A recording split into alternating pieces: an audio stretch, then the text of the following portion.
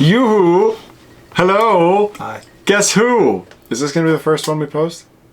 Yes. Did you miss us? We missed you guys. We missed you a lot. Every night before I went to bed, I thought, oh, how I miss our Old Warlock followers. How I miss them. And it's true. I do. We're back. Actually, he does talk about it from time to time. I do. It's not a complete falsehood. I do. So, you know what? Sorry. For those, okay, the problem is, who knows when you're watching this video. The point is, we haven't actually done any videos for 2 months, something like that. And busy. But things have just been crazy, and so we haven't done any, but we're back on track today. Call us a train, because we're back on track. Still waiting for those resumes for those of you who want to be a co-host. Play the music!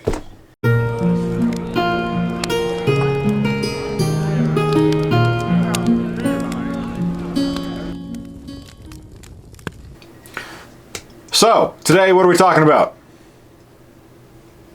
Oh, that's a question for me. That sure is. I thought that might have been a rhetorical thing where you were just going to say, today, what are we talking about? And then he would have continued to talk. Anyway, today we are talking about, we're jumping back into D&D here, old D&D, because we kind of wandered away from that a little bit, you know, with pirates and medieval battles and whatever else, or Dark Age battles, you know, that kind of stuff. We need to get back on track with our D&D material. We do. I started doing some reading, as I often do, into the TSR, Advanced Dungeons & Dragons, Encyclopedia Magica, which is a fantastic read. Those of you, if you haven't seen our earlier videos on this, go take a look, because this is a 4-volume set. Came out in the 90s, and it has every magical item in it that TSR had come up with, or that Dungeons & Dragons had come up with, up until the point of publication. I mean, there are literally hundreds and hundreds. There are thousands. There are thousands of artifacts in here. And I read this for fun, because that's the kind of need... Because he's a nerd. That's the nerd geek I am.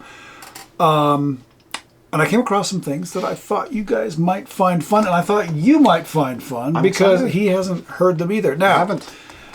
Bit of a caveat on this. The things that I have chosen are not necessarily serious in nature. In this particular video, we're going to be doing some more of these videos moving forward, but the ones that I've chosen today are not terribly serious. You might not want to put them into your campaign if you run a very serious campaign. Gigglers, you might say. They are kind of gigglers.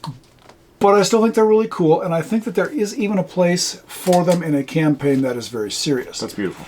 So, without any further ado, let's get into these slightly amusing, might not want to use them in your campaign, but then again, you might want to, artifacts. Yes. And if I see one comment, video starts at here, I'll hunt you down. We don't care. Do what you want. I care. We don't pay attention to that kind of stuff. But anyway, the first one... really sets him off. Really does. The first artifact, or I guess I shouldn't say artifact, the first magic item that we are going to talk about. I don't know what these are. He does not know what these are. This is the apparatus of spiky owns. All right? So I'm going to have to take my glasses off here to read these, because I'm old. This came out of Dragon Magazine number 28, and it is linked to the apparatus of Qualish, which came out in the Dungeon Master's Guide, the first edition Dungeon Master's Guide. The apparatus of Qualish it's a machine, basically, that can go underwater. And when it's running, it actually looks like a giant lobster. And it's kind of a cool thing. So you can go and you can explore underwater. You can defend yourself against big creatures and things like that. It's kind of like it's like a submarine that looks like a giant lobster. Cool.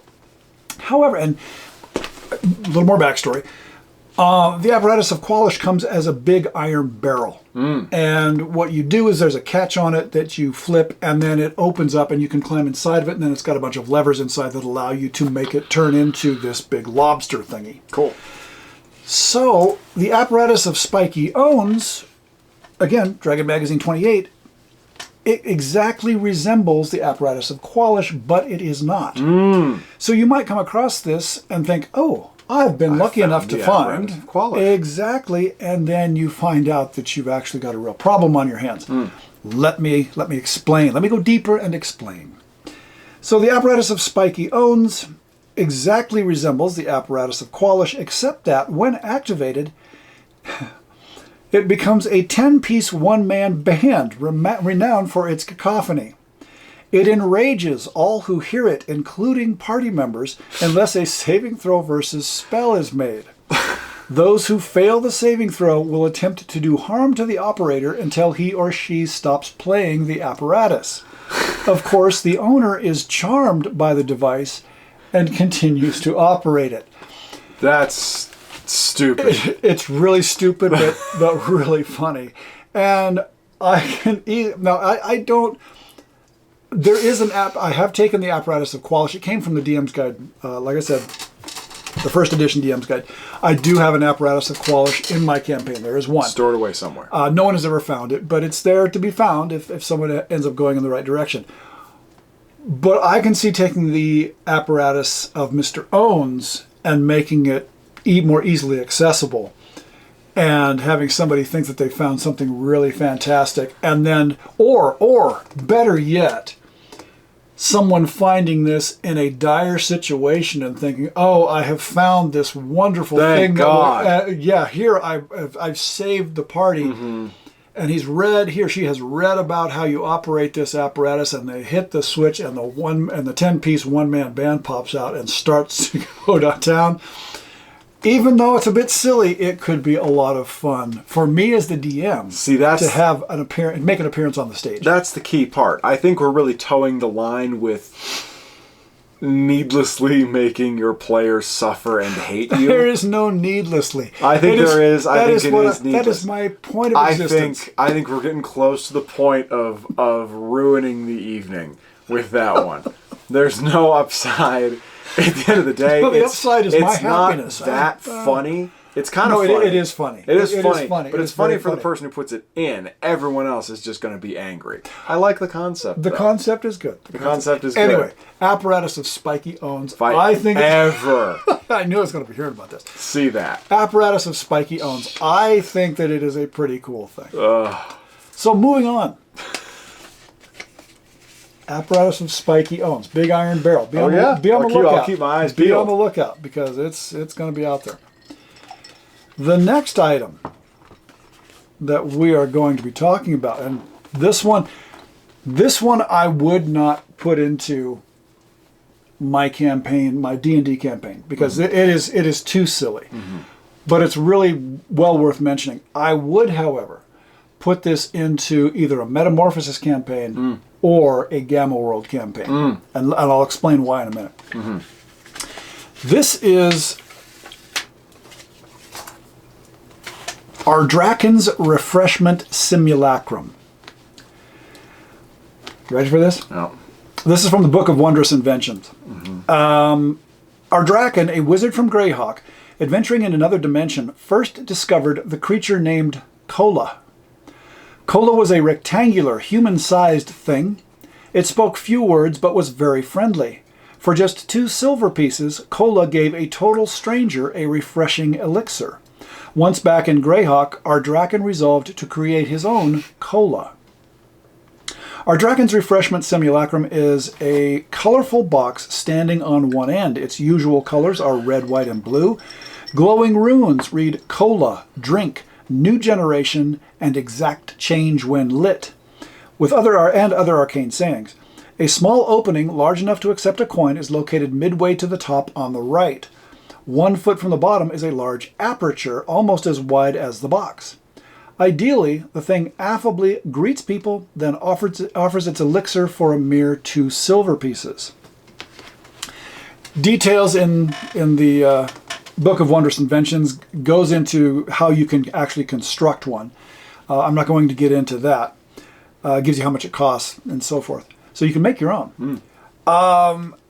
Then the statistics, it is 2 feet by 4 feet by 6 feet and weighs about 300 pounds. little more instruction. 2 silver pieces are put in the metal slot, and the simulacrum drops a potion in a metal cylinder through the lower aperture. It can also accept other coins and will make correct change. Both processes are magical conversions, silver to elixir. Somehow, these enchantments never malfunction for the wizard who casts them, so a cola always operates perfectly for the wizard that made it. For anyone else, any number of nasty things can happen. First, cola may accept money but not give any change. Half the time, it dismisses the user with a simple taunt.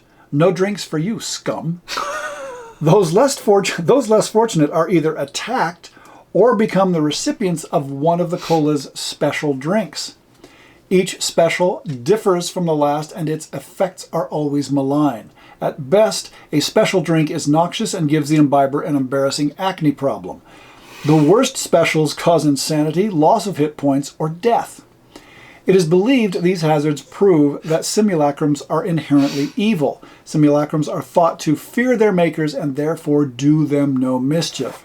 So, we'll give them some statistics here. The cola is armor class 2. It has 7 hit dice, 28 hit points, movement nil, it cannot move. It attacks 1d3 damage. Range 16, which is pretty good. Yeah, the attack's 1d3, range 16, damage is 1d4 plus 3. Its alignment is chaotic evil.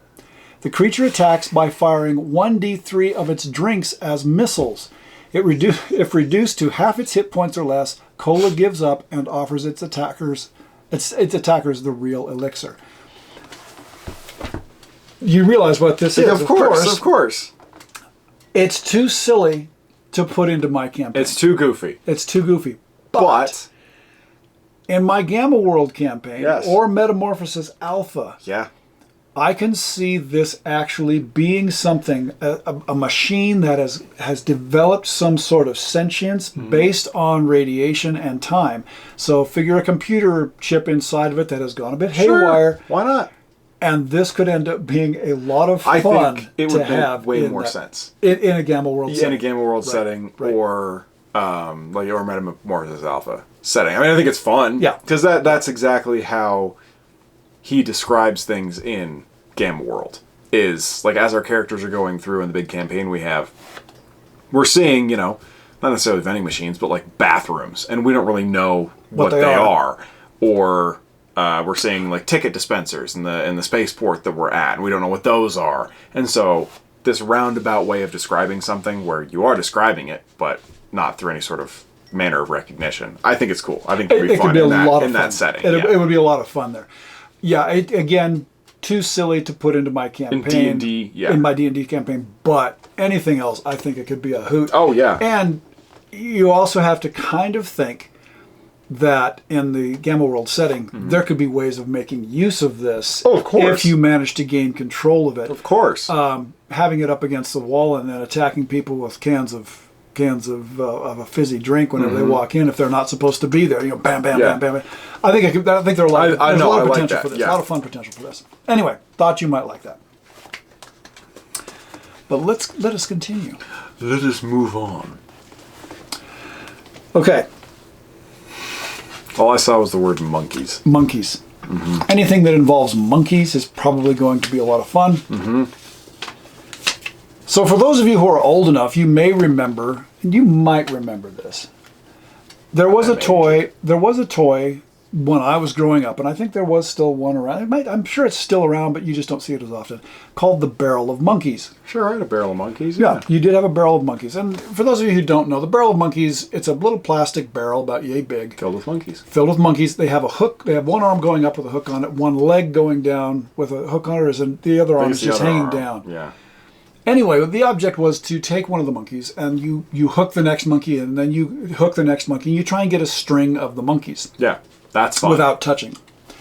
So this was kind of a big thing when I was a kid. Everybody I knew had a Barrel of Monkeys. That, the hoop and the stick. Oh, yeah. The little cup with the ball you toss up. He doesn't know true fun. I don't. Anyway, in the Encyclopedia Magica, detractors notwithstanding, there is a Barrel of Monkeys. Now, I'm going to describe this. Okay. But I'm going to tell you the way that Okay. I would implement this into my campaign. And Okay. in fact, it is the way that I will implement it into my campaign, because I Okay. haven't thought of this. So this is also out of the Book of Marvelous Magic, which is a really cool tome if you ever get the chance to get a copy of it. So this is the Barrel of Monkeys. When this barrel is examined, the victim looking inside looking inside it must make a saving throw versus spell or be polymorphed into a white ape. Now I think they should have said red ape, because the monkeys were always red. They were, in the Barrel yeah. of Monkeys. But they say it should be polymorphed into a white ape. In addition, regardless of the results of the saving throw, one white ape appears within the barrel and leaps out, attacking anyone nearby. Another white ape appears each turn thereafter until 100 of the creatures have been created, or until a remove curse spell is applied. Now this Jesus this Christ. could be, this is not something to sneeze at. No. This is pretty bad news. The barrel loses all its magical powers if moved by hand, but may be transported by the use of a telekinesis spell. It weighs 500 pounds. Okay. Couple of things on this, which I really like. The opportunities for this, if you wanted to overcome the garrison of a castle, Oh, yeah. and you could find a way to sneak this barrel in, Or just chuck it with a trebuchet. or whatever else, however you managed to get it in there. To me, and then suddenly you just have 100 monkeys coming out and attacking him. To me, that there are some fun applications for how you could end up using this.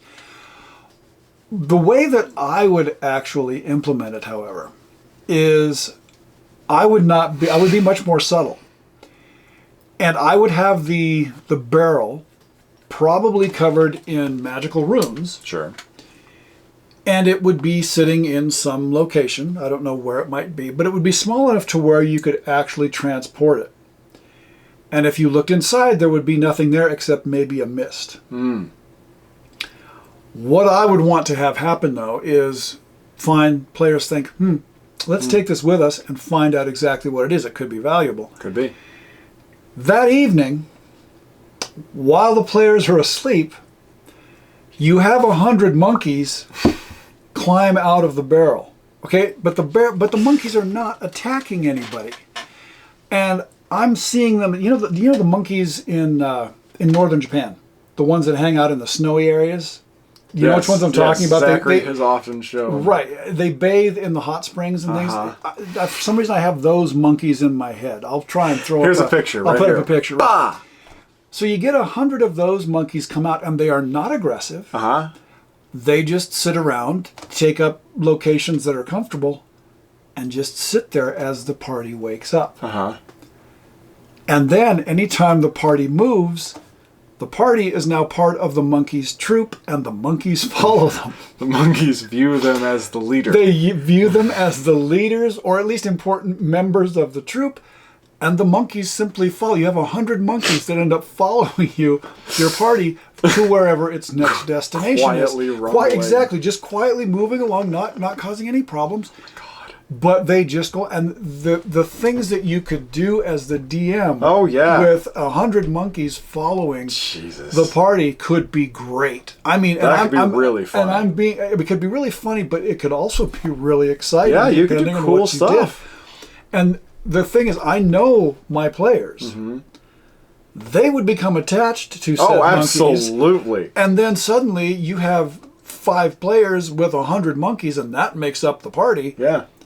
You guys would end up protecting the monkeys. We would. We would and- find the monkeys a place to live. The monkeys would work for us in The some monkeys, capacity. exactly. But they would live good lives. They would just be like quiet laborers doing something simple. Right, or just gathering food, whatever, Yeah. grooming you. I don't know, but it would be a lot of fun to me to see how you guys actually ended up using the presence of 100 monkeys. Oh, yeah. I think yeah. there may be a barrel of monkeys I think in your future. we could come up with some fun stuff to do with that. It wouldn't fit in with the current adventure you were on, which is way too serious because the monkeys would die. It gets very dark, but in a more lighthearted moment. In a time of peace. I think the barrel of monkeys could be a lot of fun. Just discovered in a nice dungeon somewhere. Exactly. Couple of other things here. And this one I actually really like. And this is not necessarily all that funny, but I do like the idea. I think it could be funny depending on how it ends up getting played. This is the blowgun of wild emotions. So this item is a blowgun 3 feet in length made of a light, strong blue metal similar to mithril. At unpredictable times, the metal changes color. And by the way, this is out of Dragon Magazine 134. At unpredictable times, the metal changes color, sometimes glowing or even growing fur or scales. None of these changes affect the powers of the blowgun. Its range is normal for a blowgun. Any dart fired from one of these blowguns, any dart fired from one of these blowguns is briefly enchanted to cause random emotional changes in the creature struck by it. Okay. When a creature is hit by such a dart, roll on the following chart for the effect. And it gives you basically 10. The first one is envy. Then there is greed, pride, hatred, paranoia, love, sloth, euphoria, sadness, and lust. Continues. This item affects any being with an intelligence of 5 or greater who fails a saving throw versus spell after being struck by a dart. Darts fired from this blowgun do no physical damage. Only 1 dart may be fired per round, and only 1 emotion can affect a being at any one time. The duration of these effects of these emotions is 1 turn. PCs struck by these darts should be role-played to an extreme. While these emotional effects have no real game effect, they can create remarkable role-playing situations. I think that's great. And I think that could be a really interesting thing. It can be used as a good tool. Yeah, exactly. Yeah. And I think that, but it could also be, if there was some player agency over which emotion could come out, Even if that would it be was one thing. difficult to apply. Yes. Or keep it completely random, and you think, okay, we have to overcome the big bad in this castle. We're not powerful enough to take them on physically. Let's use the blowgun and see what we can get it to do. Add some variable into the certain and maybe situation. it'll play out in our favor. Yeah. And I think that, and the blowgun, I don't see that as being something that's just randomly sitting around or that a magic user has created. Maybe this is more something that a god has created at some point that somehow comes into the possession of the players. But to me, it's an interesting. I like that. Interesting item. Yeah, that one's good. Which I really like. Anyway, Could be used very creatively by players. I think so. The blowgun of wild emotions. Kind of enjoyed that. Wild emotions. Wild emotions. And we will wrap these things up. I think we're just going to do one more. Well, no, we'll do 2 more.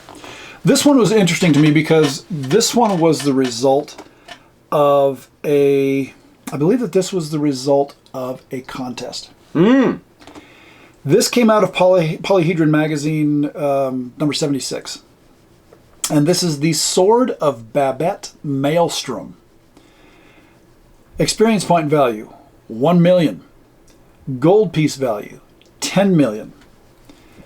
Let's move into this. Talk about some Mensa Musa screwing up the economy. Yeah, this would be very good point.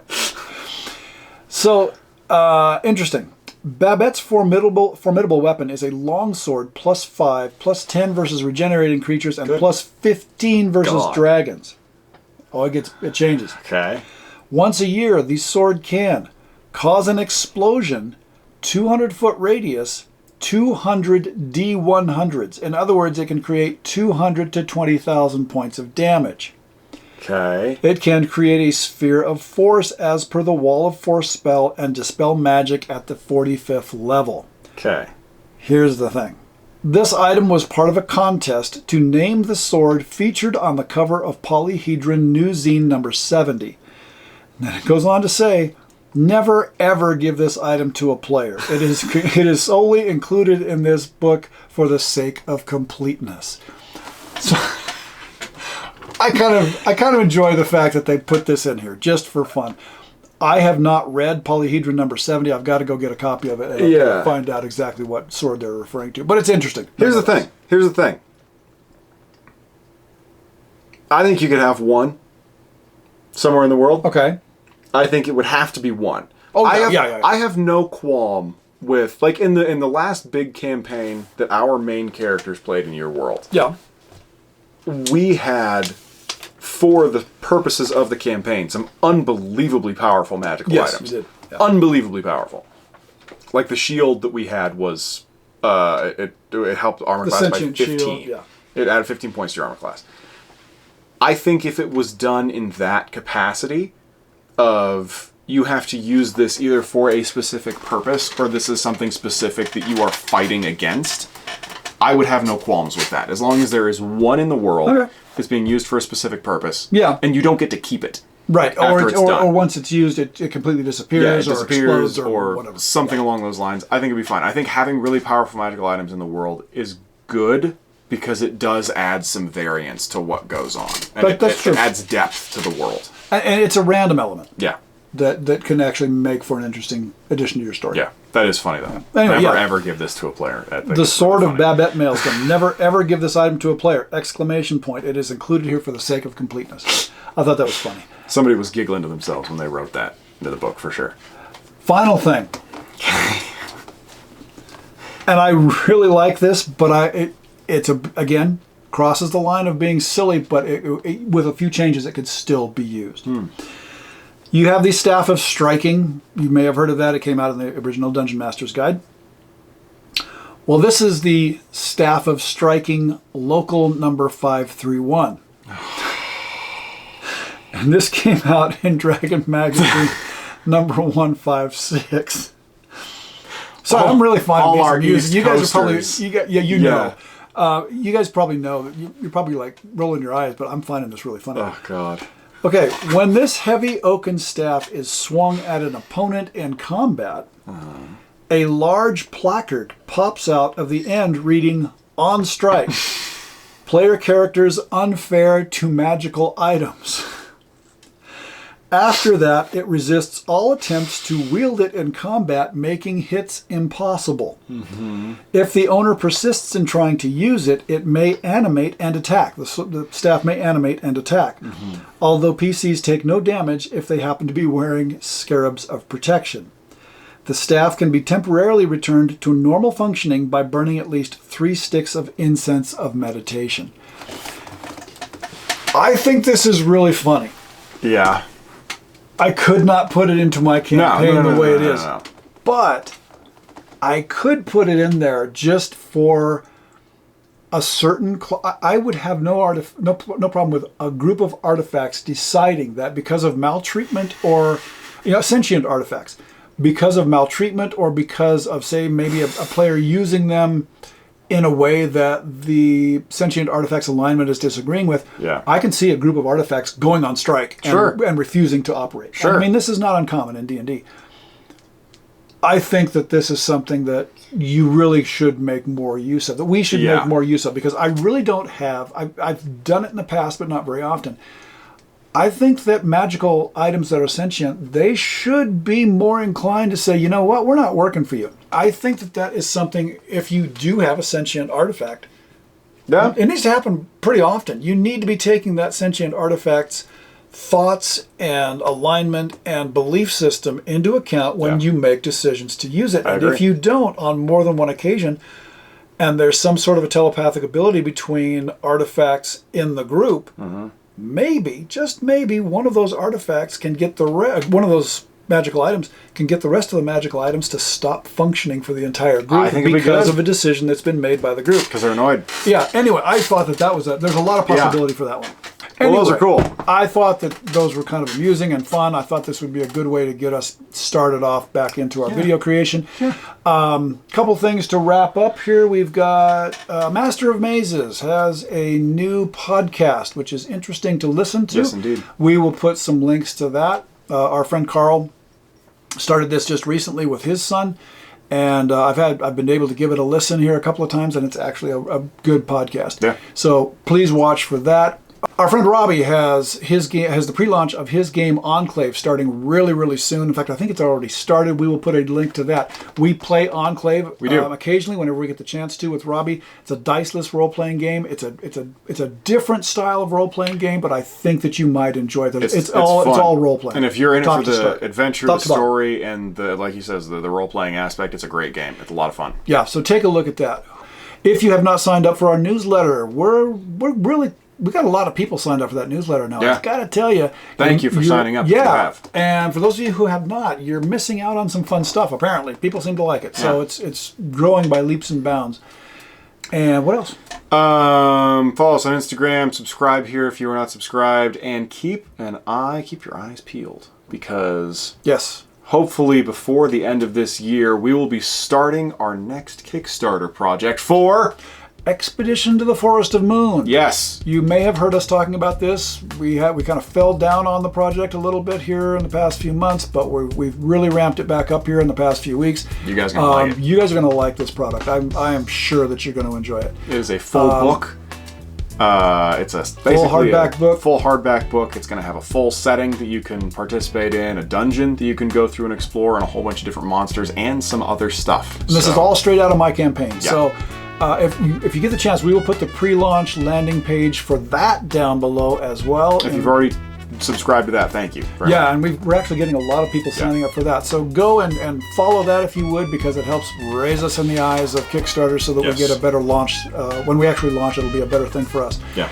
Anyway, all those things combined, that's what we've got right now. That's what we got. We hope that for those of you who have been patiently waiting for some new videos to come out, we hope that this is something that you've been looking for. Welcome back. Welcome back. Welcome back. We will see you very shortly. We're going to try and get back on a regular schedule. So, having said that, having given you these really fun artifacts, I am Jim. I am Alexander.